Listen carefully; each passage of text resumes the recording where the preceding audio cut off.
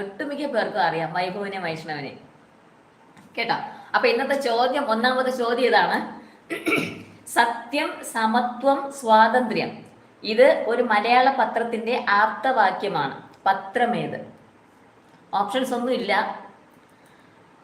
സത്യം, സമത്വം, സ്വാതന്ത്ര്യം ഇത് ഒരു മലയാള പത്രത്തിന്റെ ആപ്തവാക്യമാണ്. പത്രം ഏതാണ്?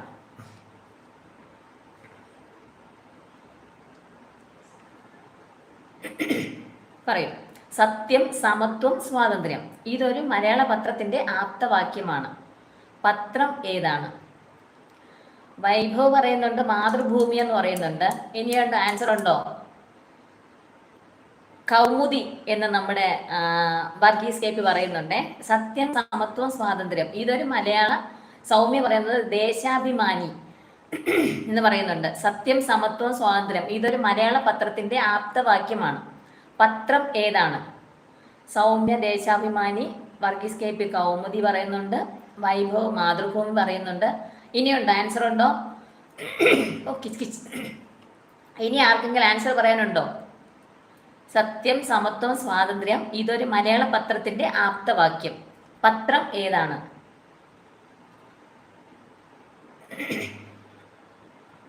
ഉണ്ടോ? ആൻസർ ഉണ്ടോ? ഇനിയുണ്ടോ? മാതൃഭൂമി വന്ന്, കൗമുദി വന്നു, ദേശാഭിമാനി വന്നു. ഓക്കെ, ഞാൻ ആൻസർ പറയട്ടെ. മാതൃഭൂമിയാണ് കേട്ടോ. മാതൃഭൂമിയുടെ ആപ്തവാക്യമാണ് സത്യം, സമത്വം, സ്വാതന്ത്ര്യം. മാതൃഭൂമിയുടെ മാതൃഭൂമി പത്രത്തിന്റെ ആപ്തവാക്യമാണ് എന്താണ്? സത്യം, സമത്വം, സ്വാതന്ത്ര്യം. നമ്മുടെ വൈഭവ